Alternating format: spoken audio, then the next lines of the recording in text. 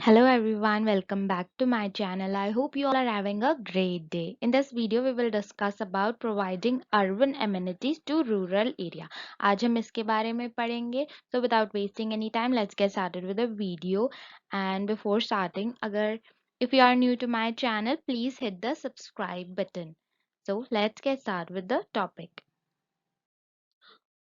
Provision of urban amenities to rural area का जो main focus point था वो था कि जो लोग गांव से निकलकर शहर में आ जाते हैं जॉब की तलाश में, उसे कम करना और गांव को इतना ज़्यादा डेवलप्ड बनाना, उसे इतना अट्रैक्टिव बनाना शहरों की तरह ही कि गांव के लोगों को वहां से माइग्रेट होकर शहर ना आना पड़े। और हमें वो चीज़ रोकनी है थी इसमें कि गांव से लोग शहर ना आए, बल्कि शहर से जितना इंफ्रास्ट्रक्चर है वो ट्रांसफर हो गांव में और गांव को डेवलप करें, क्योंकि इंडिया का जो दिल है वो गांव में बसता है। और अगर गांव का डेवलपमेंट भी नहीं होगा तो फिर हमारी कंट्री डेवलप नहीं कर सकती। इसीलिए गांव का डेवलपमेंट भी उतना ही इम्पोर्टेंट था हमारी कंट्री के ग्रोथ के लिए। और ये जो कॉन्सेप्ट था वो एपीजे अब्दुल कलाम जी ने इंडियन नेशनल साइंस कांग्रेस में 19th कॉन्फ्रेंस में चंडीगढ़ में हुई थी। ये कॉन्फ्रेंस जनवरी 2004 में, तब ये कॉन्सेप्ट हमारे साथ शेयर किया था और पूरा को इन्होंने बताया था कि ये लिवर की तरह काम करेगा इकोनॉमिक अपलिफ्टमेंट ऑफ विलेजेस में, मतलब गांव के इकोनॉमिक अपलिफ्टमेंट का काम करेगा।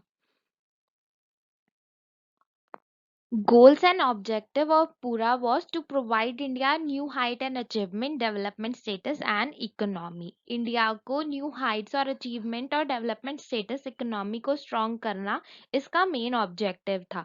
अगर हमारे विलेज जो है वो डेवलप्ड होंगे तो अपने आप हमारी पूरी की पूरी कंट्री डेवलप हो जाएगी, क्योंकि सिर्फ हम एक पोर्शन को छोड़कर सिटीज को डेवलप करते रहेंगे तो हमारी कंट्री ग्रो नहीं कर सकती। इसलिए हमें पूरी ओवरऑल इंडिया का डेवलपमेंट करने के लिए हमारे विलेजेस पे भी फोकस करना पड़ेगा। इसके लिए इन्होंने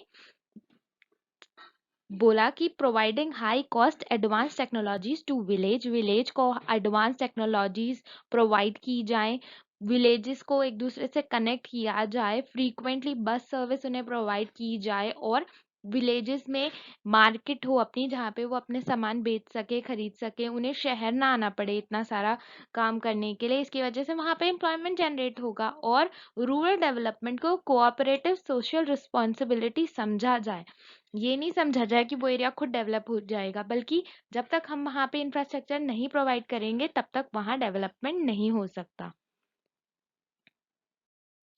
rural funds are for investment not for consumption. जो हमारे रूरल फंड्स होते हैं उन्हें इन्वेस्टमेंट की तरह यूज किया जाए, उन्हें कंज्यूम ना किया जाए।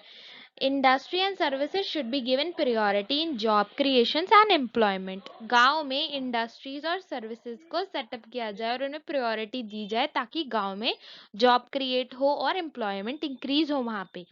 जैसे शहरों में हमें पर कैपिटा इन्वेस्टमेंट मिलती है, वैसे गांव में भी ये फैसिलिटी प्रोवाइड की जाए। पूरा का जो प्रायोरिटी थी वो रूरल डेवलपमेंट थी, क्योंकि 3/4 हमारी जो पॉपुलेशन है वो रूरल एरियाज में रहती है, गांव में रहती है। इसीलिए हम गांव को नेग्लेक्ट करके ये एक्सपेक्ट नहीं कर सकते कि हमारी कंट्री डेवलप हो बाय 2020। ये इसका हमारे एपीजे अब्दुल कलाम जी ने ये बोला था कि हम 2020 तक नहीं डेवलप कर सकते अगर हम लोग विलेजेस को नेग्लेक्ट करते रहेंगे। और जो पूरा इन्होंने इंट्रोड्यूस किया था वो लिवर की तरह काम करेगा ताकि हमारे विलेज अपलिफ्ट हो सके। पूरा ने 5 एरियाज पे काम किया। First was agriculture and food processing, second was electric power, quality and reliability, third is education and health care, fourth is expansion of information and technology and fifth one was development of strategic sector, मतलब defence का development. इन्होंने पूरा में 4 connectivities पर focus किया। First one was physical connectivity, मतलब गांव तक roads, ring roads, transport facilities provide की जाए, वहां पर 24/7 बस सर्विस को अवेलेबल किया जाए। सेकंड वाज इलेक्ट्रॉनिक और डिजिटल कनेक्टिविटी, मतलब गांव में पीसीओ खोले जाएं, साइबर कैफे खोले जाएं ताकि वहां के लोग भी अवेयर हो सकें। थर्ड वाज नॉलेज, मतलब गांव में भी कॉलेज और स्कूल खोले जाएं, बच्चों को दूसरे गांव या दूसरे शहर तक ना जाना पड़े और उन्हें अपने ही गांव में स्कूल और कॉलेज मिले। फोर्थ वाज सोशल कनेक्टिविटी, मतलब विलेजेस में मार्केट खोली जाए ताकि वहां पर गांव के लोग जाके अपना सामान बाय और सेल कर सके, उन्हें मंडी तक जाना ना पड़े। पूरा में इन्होंने जो विलेजेस है उन्हें तीन कैटेगरीज में डिवाइड किया, क्लस्टर ए, क्लस्टर बी और क्लस्टर सी। जो क्लस्टर ए था वो अर्बन एरियाज के पास था, वहां पे रोड्स भी थी, लिमिटेड इंफ्रास्ट्रक्चर भी था, स्कूल्स भी थे, प्राइमरी हेल्थ केयर भी थी और बेसिक सपोर्ट भी था। क्लस्टर बी जो था वो भी अर्बन एरिया के पास था पर क्लस्टर ए से थोड़ा दूर, यहाँ पे इंफ्रास्ट्रक्चर था पर बहुत कम, कनेक्टिविटी कोई नहीं थी, डायरेक्ट बसेस जैसे होती हैं वो कोई नहीं थी शहर के लिए। उसके बाद जो क्लस्टर सी था वो शहर से काफी दूर था, यहाँ पे ना तो कोई ट्रांसपोर्टेशन फैसिलिटीज थी, ना इंफ्रास्ट्रक्चर था, ना बेसिक एमिनिटीज थी, ना ही कोई कनेक्टिविटी थी। अब आज के इंडिया में, मॉडर्न इंडिया में भी बहुत सारे ऐसे विलेजेस हैं जहाँ पर जो क्लस्टर सी टाइप के विलेजेस हैं। जैसे मैं उत्तराखंड की हूँ तो मेरी मॉम जहाँ पे पोस्टेड है उस विलेज में ना तो कोई बस की सर्विस है, ना ही रोड्स हैं, स्कूल के लिए भी आपको बिल्कुल पैदल जाना पड़ता है पहाड़ी रास्ते पे। तो पहाड़ी इलाकों में तो आज भी क्लस्टर सी टाइप के विलेजेस आपको मिल जाएंगे। अब इन्होंने बजट क्या प्रोवाइड किया था पूरा के लिए, providing urban amenities of rural area के लिए बजट क्या प्रोवाइड किया गया था। इन्होंने जो विलेजेस थे उन्हें तीन क्लस्टर्स में डिवाइड कर दिया था, ए बी सी में। इन्होंने बैकवर्ड एरियाज में जो रूरल क्लस्टर्स हैं उन्हें 4,000 करोड़ रुपए इन्होंने बोला हम स्पेंड करेंगे। इन्होंने ईच क्लस्टर को 3 3 करोड़ रुपए दिए और बेटर अप्रोच बनाने के लिए इन्होंने 600 ब्लॉक बनाए बैकवर्ड एरियाज में और पर ब्लॉक इन्होंने 25 करोड़ रुपीस अलॉट किए।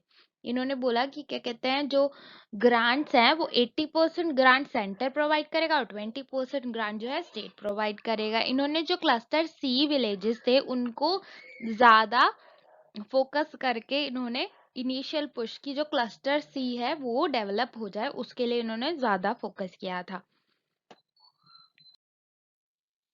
That's all for today's topic. मैं नेक्स्ट वीडियो में ट्राई करूंगी कि पूरा के क्या क्या अचीवमेंट्स रहे हैं अब तक इंडिया में, इसका रिजल्ट क्या था इम्प्लीमेंट करने के बाद, उसकी वीडियो बना सकें। तो thank you for watching. If you have any question related to this topic, please comment down below.